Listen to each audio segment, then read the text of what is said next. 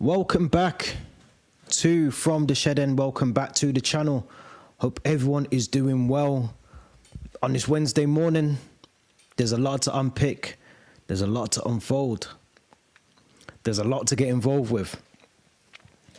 If you're new, as always, please make sure you subscribe to the channel. If you haven't done so already, make sure you subscribe, smash it right now before you do anything else. There's a lot to unpick in this transfer special.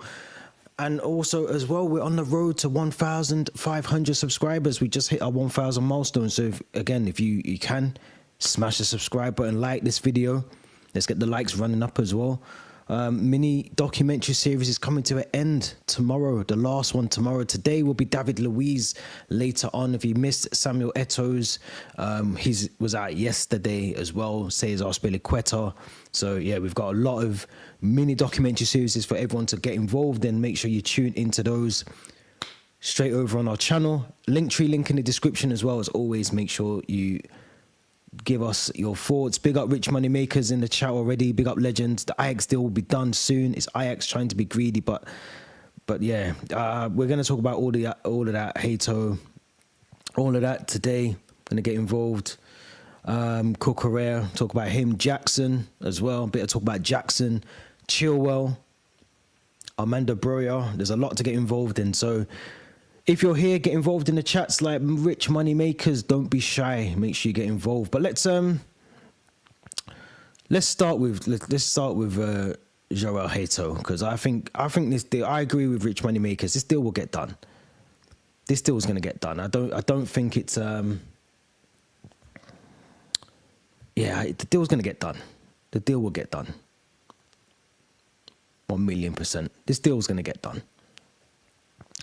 I just don't see a way where the deal doesn't get done. If I'm being honest, I think it will. I think this is just a case of Ajax wanting more money. It says here, by the way, let's talk about this. So it says Chelsea are currently unwilling to offer more than 41 million for Jorrel Hato. Ajax, who initially wanted 55 to 60 million euros, are weighing up the options and now seem willing to settle on a package between 43 to 45 million with or without bonuses. I'm going to be honest with you, people. I think this is a deal that is inevitably going to happen. I think the problem is of course, when you see certain things like Hato, that deal, people are going to expect to see the deal done very quickly. And I don't think it can be done very quickly. Hato wants out and finally it will be all done today. Simons deal will be next. The owners are taking over. Yeah, I can see all this happening. I really can. I think these deals are going to happen because for the simple fact that Jorrel Hato has clearly said already he wants to be a Chelsea player. He wants to leave. He wants to be out. All the rest of it. Ajax will be stupid. As far as I'm concerned, as far as I'm aware, there are not any other clubs, top clubs, that are coming in for Jorrel Hato at the moment. So unless he's willing to stay at Ajax and ride it out and see what happens, he's got one choice. We've agreed personal terms. The personal terms have not been an issue for this deal. You know, Hato wants to move. We want him. I can't see any other practicality from the fact that we will get him. We will get him. I'm not even concerned about that deal. That deal to me is not even it's not a concern. It's not a concern at all. We need options at left back. We know that. We're going to talk about Ben Chilwell. We're going to talk about Marc Cucurella as well later in the video. But we know we need cover. We know we need cover. Now, do Ajax want to keep a player that is not happy at the club, wants to move, wants to get out of Ajax, wants to come to West London, wants to play for the world champions? Like, it doesn't make any sense. It doesn't make any sense. So I think this deal is going to happen. I think, obviously, Ajax, they know that it's Chelsea, and they know that we like to spend money. And of course, they don't want to lose one of their prized assets. You know, 19 years of age. I think he's captain the Netherlands senior team already at that age. The experience that he's showing, you know, they don't want to lose him, and rightfully so. But I said a couple of weeks ago, if we end up paying close to 50 to 60 million for this player, I think, I generally think then it becomes a bit of an issue. I think 40, 45 million is a good deal for a player of this level, caliber. And we have to remember, this isn't a 19-year-old that we expect to go out on loan or to go elsewhere and plays football, you know, away from the club. This is a player that we expect to come in and hit the ground running. This is a player that we want, hopefully, to be at Chelsea for the next 10, 15, 20 years. Very unlikely, because that doesn't really happen in the way that we navigate in our squad at the moment, but you never know. Rich Moneymakers in the chat is saying, even Fabrizio has pinned the tweet. We did make a mistake by our sporting director saying that we urgently needed Hato to help Cucurella. Yeah, and this is what I'm saying. This is why I think Ajax have kind of been smart about it, because they know we literally only have Cucurella as our natural right back. That's the only one we have. So Ajax aren't stupid. They know that if they can try and stretch this deal out a little bit longer, they might get an extra 5, maybe 10 million out of it. The problem is that we can always walk away from this deal. And like I said, I don't think there's a queue of other clubs. If I'm being honest, there's not realistically any other clubs that I'm aware of that are queuing up to try and sign him. So we kind of hold the power at the moment. We can clearly walk away from this deal. And yes, it's a very good deal. Yes, it's a very good player. But I'm sure if you look elsewhere, we'll find another one. So I'm not heavily concerned by this deal at all. Marc Cucurella will be offered a very good deal. This is coming from the owners, not the sporting directors, because they would be happy to let him go because of his age. We're going to talk about Cucurella shortly, very, very shortly, because good news. Very good news in terms of Cucurella. But I want to talk about someone else first before we get into the Cucurella talk. By the way, Cucurella is probably, in my opinion, the best left back in the world right now. Argue with yourselves, but yeah, he's definitely the best left back in the world right now. But this is what I'm going to talk about. Not surprising. This is about the outgoings at the club at the moment. This is, according to many sources, one being The Athletic, who reported on this yesterday. It's basically telling us what we kind of knew already.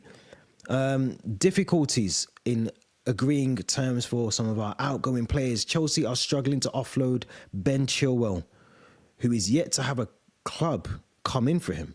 Meanwhile, an asking price of 25 million has been set for Armando Broja. Crazy. It's crazy. I do feel, I'll be honest, I do feel sorry for Ben Chilwell a little bit. I do feel sorry for Ben Chilwell, because as much as we probably all don't rate him as the first left back in the team, I actually think he's a good backup option. And this is kind of where I feel like, where we was just speaking about Jorrel Hato, the power that he has, or we have, sorry, as a club. If we don't find any suitors for Ben Chilwell, he's not going anywhere. I don't see him going out on loan. I generally don't see him going back out. The thing with our owners now, and we have to credit them for this, is that they don't want loan deals unless it's beneficial to us. Andre Santos was beneficial to us. Kendry Payers, Estevao, when he's, Quenda stayed with his club that he's currently at the moment. So if it means that they're getting regular first team football, there's a reason. Certain players like Raheem Sterling, they're not going out on loan again. The Arsenal loan deal was basically a last-ditch attempt for him to just get him off the wage bill, but they're not going to do that again for another season. And Ben Chilwell is in that same bracket, in that same category of not wanting to go out on loan again. I do feel sorry for Ben Chilwell, because he's never really put a foot wrong. He's never come out and argued the toss and said, you know what, I should be in the squad, I should be number one. He's just got on with his football. He's very quiet about it. He could kick up a massive fuss. Same for Trevor Chalobah. Some of these players, they could be kicking up the biggest fuss, and they're not doing that. They're just almost getting on with the football and whatever else. And let's be honest, he won the FA Cup with Crystal Palace. This is Ben Chilwell that was arguably had a relatively good season last season. So I do feel sorry for him. And this is why I don't think we're in a rush to get the Hato deal done. I really don't. Because if we don't get it done and Chilwell ain't going anywhere, unfortunately, Chilwell's back in the fold. We got to see it with Trevor Chalobah. If you remember, Trevor Chalobah was told he was no longer required. He was surplus to requirements. And then before you know it, he's recalled back from Crystal Palace and he's still now part of the squad that's just won the Club World Cup. So I wouldn't rule out Ben Chilwell either staying at the club for another season or two, or maybe we get a last, maybe we have to lower the asking price for him. Maybe a club comes in and panic buys him at the end. They rush in for him, but I just can't personally see where he goes from here, to be honest. But the coach would have Ben Chilwell back, but Win Stanley doesn't want him back in the team. I hear that. What I'm hearing from the owners, they are starting to act like a big club. The sporting directors just want young, but Igbali finally understands that we need to keep experienced players. Cucurella being 27. We will build experience with young players. I think that means there. So, yeah, I agree with that. But this is what I'm saying. Ben Chilwell is one of those experienced players. Ben Chilwell's not a young 18-year-old. He's experienced. He's won things. In a way, I think it'd be stupid to let him go. It'd be stupid to let him go. Even if he's third choice left back. I think we should keep him. Because there's key areas of our pitch that we don't necessarily have all the squad depth in. Left back, right back. You could argue maybe our goalkeepers need a bit more depth in there as well. So, it's a tricky one. You either cash in. I think if once the Hato deal gets done, which it will, in my opinion, then I think we'll aggressively try to sell Ben Chilwell, because I think he's and for Ben Chilwell, surely, if you're not in the manager's, if you're not getting played, obviously the sporting directors, they have a lot to say about certain players at the club. And don't forget, Ben Chilwell, I think he's on about 180 a week, maybe 180, 170 a week. They want him off the wage bill. If you're not playing football at Chelsea, get off the wage bill. The same for Raheem Sterling. I think he's got to go. When Stanley controls a lot of recruitment, but Igbali can override him. And that's the problem. There's too many chefs in the kitchen upstairs at Chelsea. They get a lot of things right in terms of some of the selling that we do, some of the good stuff. But when it comes to certain players, you do have to question why there's not many clubs knocking on the door for Ben Chilwell. Off the back of the Crystal Palace season, the loan season that he's just had, you would think there'd be one or two. And I think there will be. I think there will be one or two come the end of the season, the end of the transfer window. I think there'll be one or two that will potentially want him, because he's not a bad left back. He's not a bad left back at all. So I'll be surprised if someone doesn't come in for him. But let's talk about Armando Broja, who didn't have the best of times at Goodison Park last season. 25 million. Whoever pays 25 million for Armando Broja, I'm going to have to pat them on the back, because it's a shame for him as well. Two massive injuries, another big injury last season at Everton. I don't know. I think this is the point where you look at, maybe, is he at that level where, Patrick Bamford it was? Patrick Bamford just never really hit the heights. He never hit that prolific height that we expected from him. He had loads of potential, Patrick Bamford, but he just didn't do it. And I feel like Armando Broja is in that category now. I think he's in that level of strikers that had so much potential. Think back to his Southampton season. He had so much potential. Even for us, the pre-season games, he looked really good, really sharp. But the injuries have played a massive part. If he can get back to his full fitness, and if he can be the Armando Broja that, we got to see at Southampton, and at times maybe when he was at Chelsea, and even in his youth days at Chelsea as well, if we can see that Armando Broja, then of course, someone's got themselves a bargain at 25 million. But I can't imagine there's going to be many clubs knocking the door to ask for his services, because I don't think he's played enough football to warrant a move in that. For me personally, I don't think he's done enough to warrant that, but it's tricky. What I'm hearing, a lot of clubs are waiting till the end of the season to lowball us. Yeah, for Ben Chilwell. Yeah, it's a fair point. I think that's going to happen. I think there will be clubs coming in back end of the transfer window, maybe to try and see, especially if we do get the Hato deal done. Then, of course, we have Cucurella there, first choice. Levi Colwell can play there. So I think, yeah, maybe they will lowball us. But I think with Armando Broja, I think it's unfortunate for him because he's a good player.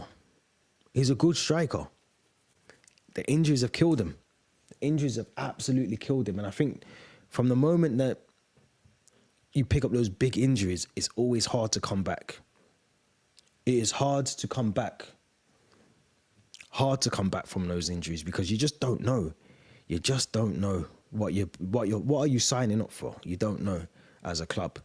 I wouldn't be surprised if he goes back to Everton. I would not be surprised actually if he ends up back at Everton because they only have they've got that new kid that they signed. They've obviously got Beto, but apart from that, they haven't really got much. They ain't really working with much up front. So he could end up back at Everton as well. RB Leipzig have expressed an interest in re-signing Christopher Nkunku as Chelsea move for Xavi Simons. Again, I'm not ruling that out. I'm not ruling that out at all. Spoke about Christopher Nkunku last week, but I feel like he's one of those players that just hasn't really hit the ground running at Chelsea, and maybe that is a good move for him. But I think the Simons deal, the Xavi Simons, I think that's done. I think it's absolutely done. If I'm being honest, I wouldn't be surprised if the club want to announce both signings at the same time. Double Dutch. I generally think the club, Xavi Simons, I think has been done. Jorrel Hato, I think, hasn't been playing in the Ajax preseason games. I think he's been part of the travelling squad, but he hasn't been playing the games. So I think these deals are done. I think it's just a case of the formalities and getting things ironed out, confirmed. But I think the deals are done. I really do. Christopher Nkunku, I think, might stay at the club, but we'll have to see. We'll have to see. Some more news, though. Some more news. This was breaking news. We posted this on our Twitter account yesterday evening. Chelsea plan to offer a new contract to Marc Cucurella. He is a key part of the long-term project. There's a lot of people. I don't think I'm one of these myself. I think a lot of people need to apologise to Marc Cucurella. Because Marc Cucurella, when he first signed for the club, let's be honest, he didn't fill us with joy. He was very error-prone. But I've got to be honest, he's grown into his role. And maybe that was off the back of winning the World Cup. But he is, arguably, for me, the best left-back in the world right now. There isn't another left-back I'll take over Marc Cucurella. He's that good. He is that good. And it doesn't surprise me that the club want to nail him down to a big contract because he's that good. He's that good. There isn't many left-backs out there that I can put up on the same pedestal as Marc Cucurella. He's that good. I'm happy with this deal. If this happens, which it will, I think if it does happen, then yeah, definitely 100%. We've got ourselves a really solid back line. When you think about if we do bring in Jorrel Hato, Marc Cucurella on the left-back side as well, Colwell, hopefully we keep Chalobah, can Wesley Fofana stay fit, hopefully Tosun, who I think is a very good centre-back, Reece James Malagusto, hopefully retain Josh Ashiempong. That's a very solid back line. It's a very, very solid back line. And I think back to the midfield as well. Lavia, Caicedo, Enzo. We've got some really good players in there. We know that already. Potentially Keenan Dewsbury Hall moves on in the next couple of weeks or so.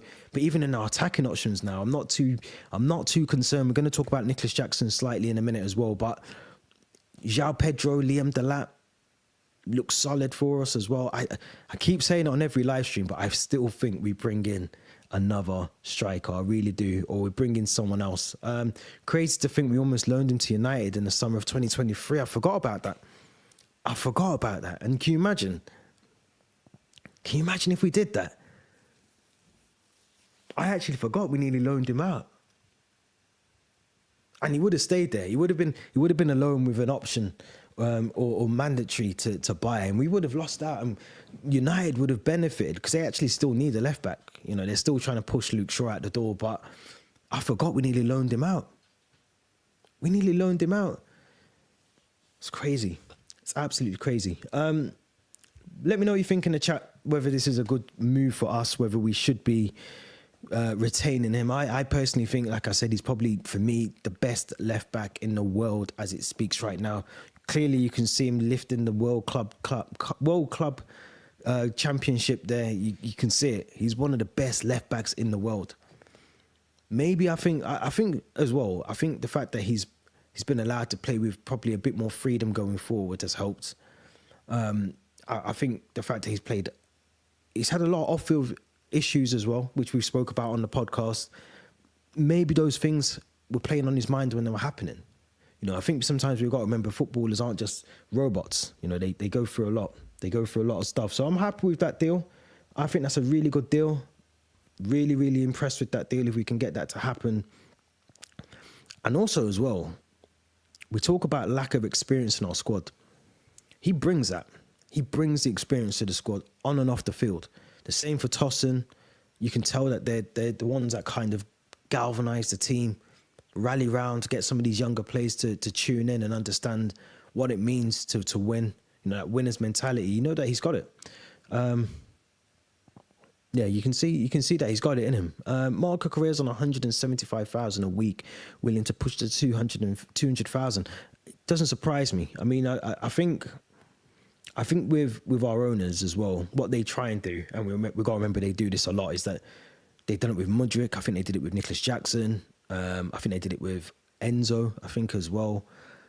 You know, they put you on this long-term contract and they want to tie you up even more. You know, it's almost like those old-school phone contracts when you used to go to Phones for You and you'd walk out with 3-year deal on a Vodafone phone that you didn't actually want in the first place. But I think that's what their aim is. They can see there's potential there. They know that he's one of the best left-backs in the world. You know, you don't want to lose him. And to be honest, I think the way that contracts are now, they're not worth that much. But what they are worth is reassurances or assurances that you're going to get something for your player. You know, I was reading about Bukayo Saka with Arsenal and potentially going to Real Madrid for free. You know, Real Madrid are the kings of that. They'll get your top players for free because, you know, most players now, they'll walk away from a contract when it comes to an end and not renew, recoup the signing on fee for themselves, and then the club that they're going to doesn't pay a penny for them. So I get it. In the long-term grand scheme of things, it makes complete sense to sign him up for another 2 or 3 years. I don't know how long his deal is, but yeah, we've got to keep our best players. Yeah, Rich Moneymakers in the chat saying Enzo on 180,000 a week. I think he gets 20% more of that wage this season. I feel like Enzo as well. I think Enzo is actually, and could be, and potentially will be, especially if Reece James gets injured a lot this season, be our club captain. I can see it happening. I think he's there now. He's got the armband more time than he hasn't. We got to see that a lot with when Reece James was on the bench. So I think Enzo's coming to a time when he's now, again, one of those leaders alongside Marco Correa, alongside Tosin, alongside Reece James. He's a leader in the team. So again, not against it. I hope this does happen. I hope this does happen because I think there was obviously a lot of talk recently. Al Nassr apparently were sniffing around Marco Correa. The club very quickly shut that down and said, actually, there's no real, there's nothing. There's no truth to this story. But whenever there's a bit of truth to anything, you know, the story hasn't come out from nowhere. So I bet you there is a bit of truth to it that Al Nassr actually did inquire about Marco Correa, but the club can't afford to lose him. You know, we're trying to buy a left back at the moment. We can't afford to lose 2 in one window and then try and back. And I just literally said before, there's not many decent left backs out there. So, yeah, Enzo's only 24, coming on to 25. But we say that, but he's been playing football for a very long time. Very long time. So, yes, 24, 25. But in terms of the footballing age, that's probably he's entering peak years. Enzo is entering his peak years as it stands at the moment. So, yeah, I think, agree. You know, Saudis did inquire. They did, and that did panic the owners. I agree, definitely. I don't think if Saudi had come knocking on the door, this whole thing about the contract would even be happening. I'll be honest. I think, like I said, this is the time down to a bit more, maybe increase the release clause if there was one in there. If there isn't, I'm sure they'll put a nice chunky release clause in there. But let's not beat around the bush. Like we're very, very good at the way that we do our business in terms of, you know, selling players anyway. So I'm sure if we were to sell Marco Correa, it would be for an astronomical fee. It would probably, I'm not even trying to be a joker here, but I reckon we would sell him for close to 100 mil, especially to the Saudis. I think the Saudis would pay that. I think 100 million for Marco Correa would be probably bottom of the ballpark figures. I'm talking 150 million for him. He's that good. Last bit of news before we wrap up.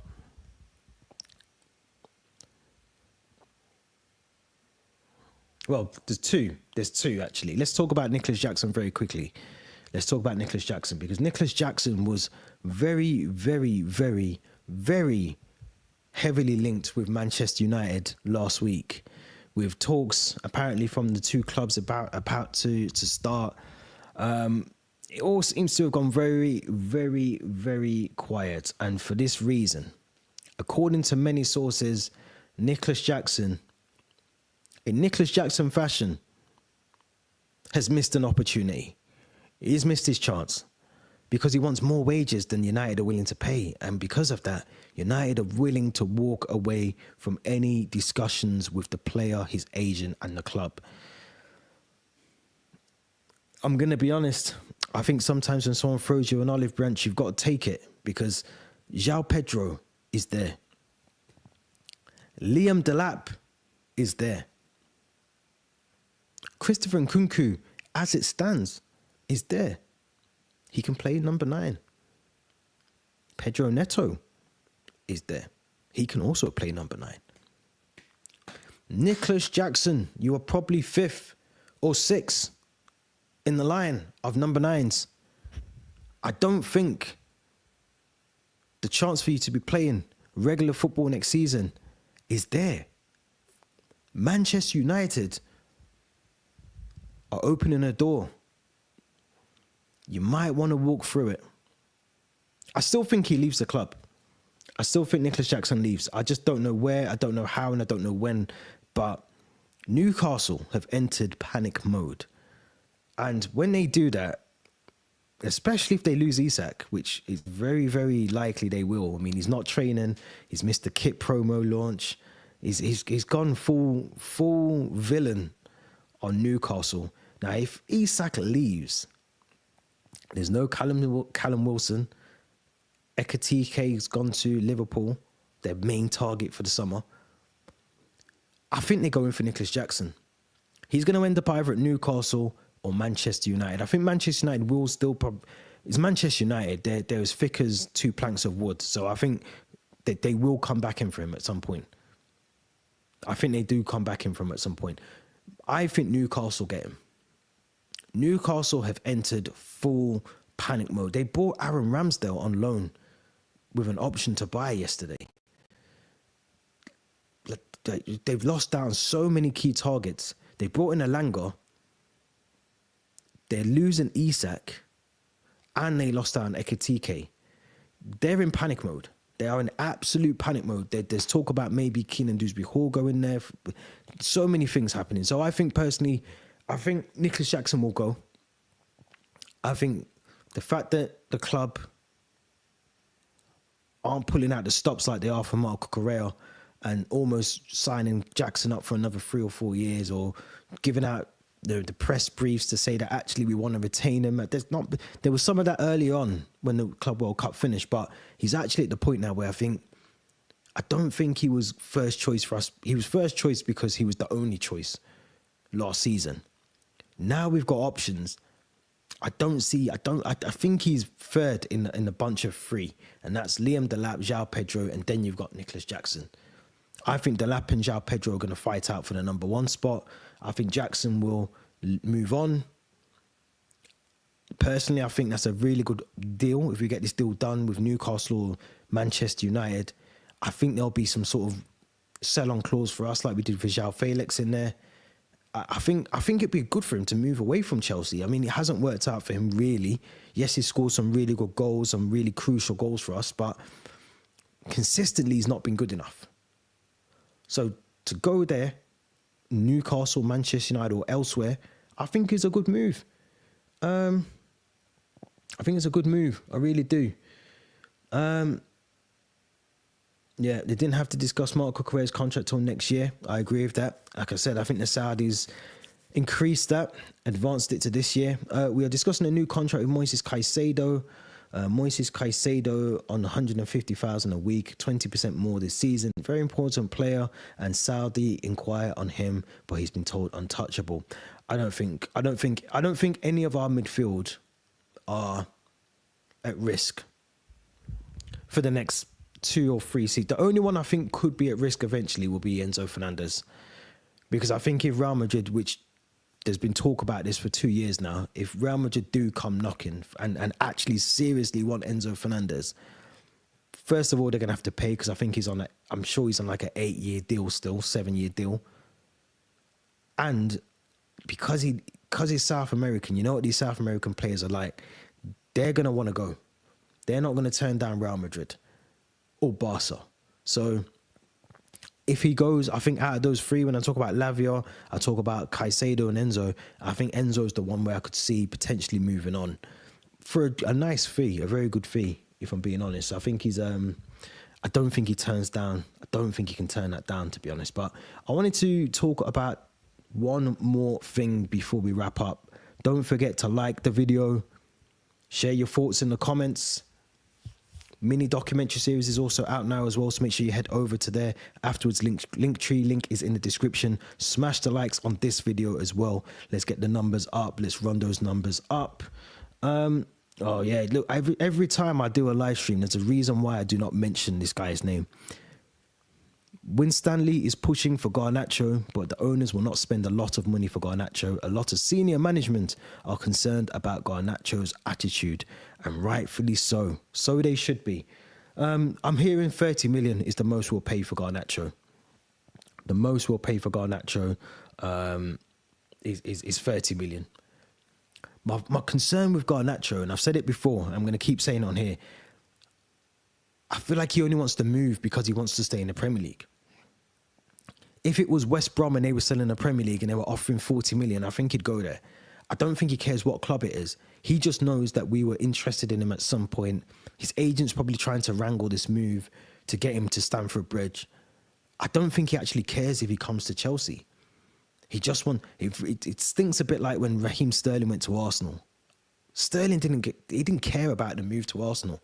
1, he wanted to stay in London. 2, his young boy plays for Arsenal. So that was probably another thing that helped get that deal done for his boy.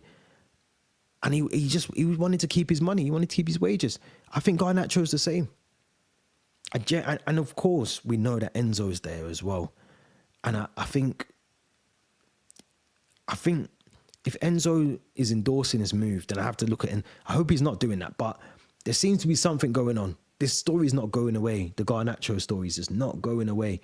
This story is not going away. I generally think there's a split of opinion in the boardroom about this deal. Because if we wanted to go and get him, it wouldn't be a problem. It wouldn't be a problem. If we really wanted Garnacho, this deal probably would have been done before Gittins. It would have been done before João Pedro. It would have been done before Liam Delap. We was interested, remember, last season in the winter window. We wanted Garnacho. I just don't think, one, I don't know where he fits into our squad. I don't know who is he removing out the squad to get game time over. I don't see that happening. And then also, his attitude is a bit crap. We've seen it already. How he's been at United should be a benchmark for what he's going to do, probably more at Chelsea. So I don't want him at the club. I'll be honest, I don't want him at the club at all. When Stanley really wants him, a lot of senior management are saying no, but he's so demanding so far, the owners have said no. I think it'd be his agent. Yeah, Joe Shield, no. Lawrence, no. When Stanley really wants him, the coach doesn't want him. I think, personally, what I think is happening, I think you're right as well, Rich Moneymakers in the chat. I generally think his agent is the one that is pushing this deal through. My worry is that until the window shuts, the story's never going to go away. Because, of course, as you know, we have made last-ditch attempts at signings in the past. Now, let's look at this stats here, because I feel like it's misleading. Maybe that's the word I should use. It's very misleading. It says here that Chelsea has spent more on transfers than any club in football history. Now, not a story for today or a topic for today, but you've got to caveat that, my friends, because we also need to look at how much we've sold and made in player sales to then balance this out. Because it's funny, when we talk about Liverpool, and I was watching Sky Sports News yesterday, and they were talking about Liverpool and how much they can spend because of net spend and all the rest of it. But when we talk about Chelsea, there's never talk about net spend. Now, we've probably sold in the region of, I'd say, close to $500 million. Probably more, actually. If we're talking over the last 5 years, we've probably sold a lot more. That balances that figure out. 4.1 billion sounds like a lot of money, because it is a lot of money, let's be honest. But when you weigh up what we've sold, we comply with PSR. It isn't a problem. We've just sold João Felix for close to 50 million euros. We only brought him in for 30. The same for Noni Madueke. We are a very good... We never talk about net spend at Chelsea, but when these sort of figures come up, or these sort of topics come up, we need to start talking a bit more about the actual figures, rather than just flashing up a thing that shows that we're top of the list. Because if we added net spend to this, I think we wouldn't be first. I don't think we'd be first. I think maybe City are above us, maybe United. I'm surprised Juventus are in there, to be fair. 3.1 billion is a lot of money for a club that I don't think is outside of their domestic league. I don't think has won much. Don't think they won anything European-wise in the last 5 years anyway. And they didn't win anything like that I can remember. So... but yeah, that sums up the point that I'm trying to make right there. Also among the highest in regards of selling players. Clearly, no one wants to mention that part. There we go. So at least I'm not on my own thinking that. Here we go. Let's look at this. This is what I'm trying to say. Yeah. There we go. So we've actually made 1.84 billion euros. That's more than any football club in the Premier League. That's more than any football club in the Premier League. This is why it's concerning.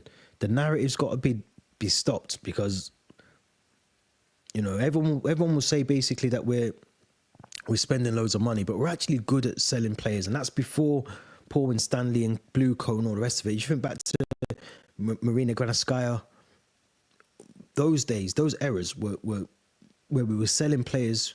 We were loaning out some players that we should have sold. Of course we did, but we've been doing well. We got to stop these narratives. These narratives that keep running. That's not good. Don't forget to like the video, subscribe as well. Yeah, we're the highest selling. They don't mention that. Of course, they don't. Our sales this summer is around 150. I think it's more than that. I think it'll be well more than that. Yeah, it's got to be more than that. I reckon it's more. Another 8 players to sell. I think it's more than that as well. I think we got more than 8 players to sell. Yeah. Let's quickly look through the players that I think will go. Let's look at the players that will go. Because I think it's more than that.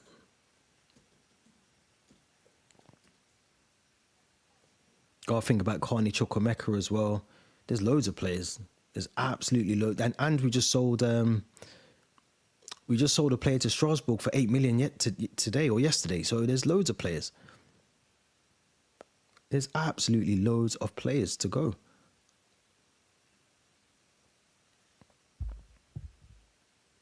Right, let's see if I can get this full squad up.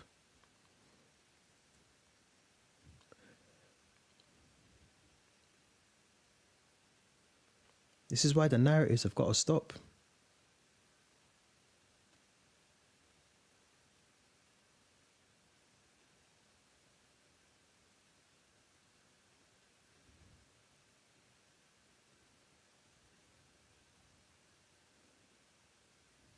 Right, here we go.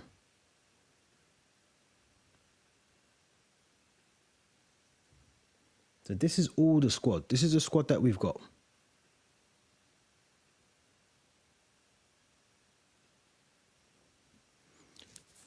So I still think, unfortunately, Trevor Chalobah, yes. Renato Vega, yes. Dezazi, yes. 100% he's going. Ben Chilwell, yes. There's 4.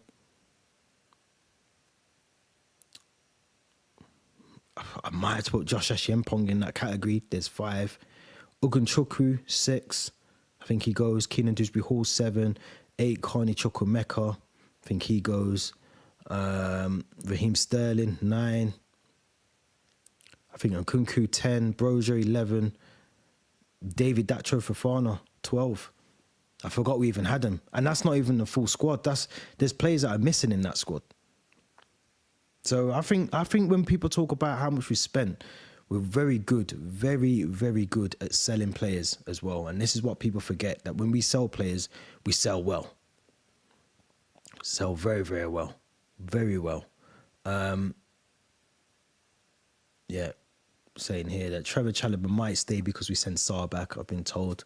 We'll have to see. I think Trevor Chalobah, unfortunately, has been one that has been for a while, has been told that he's out the door. He's not sort of needed at the club. So we'll have to see. But I hope he stays. I hope he stays. Fulham want Sterling. Yeah, we covered that last week.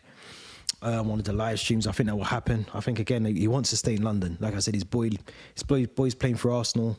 He's going to want to be around for that.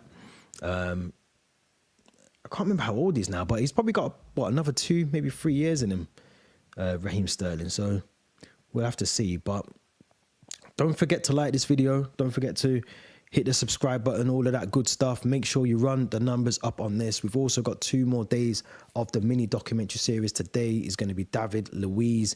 Tomorrow, it's a very special player, actually. One that's probably been forgotten as a Chelsea player. So if you haven't already, go to the playlist now. Make sure you watch the documentary series. Also, link for our socials is in the description as well. We're going to be back in an hour. Me and Theo are running up the podcast. So if you're here, come back 12:15. We're going to be talking João Felix, all the good stuff again. So if you missed this one, make sure you head back for the podcast. We'll be back for that one at 12:15. Until then, enjoy. We'll be back soon.